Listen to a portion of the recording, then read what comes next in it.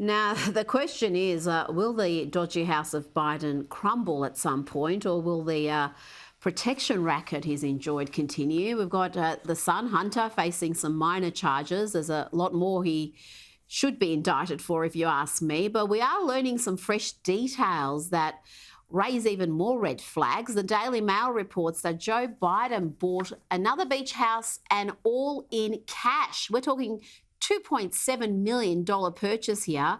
And it was within weeks of a text that Hunter Biden sent a Chinese associate demanding to finalise a $10 million a year deal. In that text, Hunter starts the text with, "I'm sitting here with my father, and we would like to understand why the commitment made has not been fulfilled." And it goes on from there. Josh, I have plenty of questions here, including how a crack-addicted whore enthusiast with no discernible skills can demand $10 million a year. Who knows? I mean, who knows how he was profiting? I think it was $83,000 a month roughly from Burisma.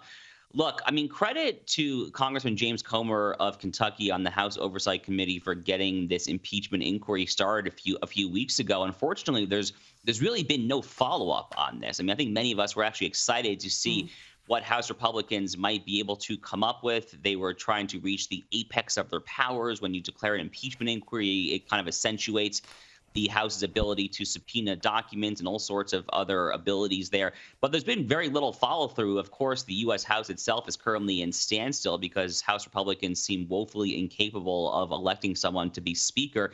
So I would like to see a little more progress on this. I happen to think that it is both the correct thing to do, morally speaking, and also happens to be good politics for Republicans if they can actually get their act together on this.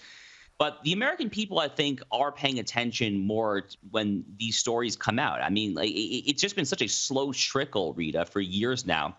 Every single data point we learn about how crooked and corrupt this family is when it comes to Ukraine, to Romania, there in Eastern Europe, of course, to China itself.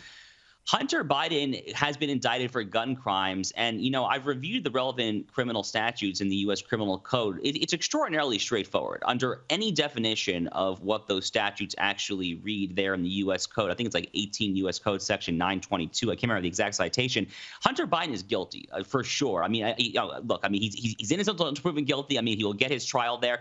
But if I understand the facts correctly, they fit the crime very, very well. So we will know. We will know just how much the gig is up, whether or not he gets off on those gun crimes.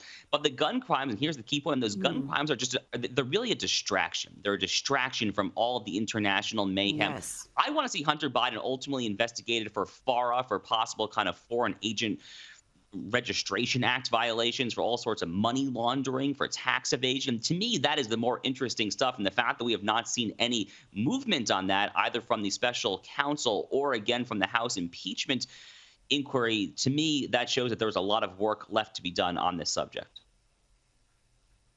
Absolutely. Josh Hammer, thank you so much for your time today. Thank you, Rita.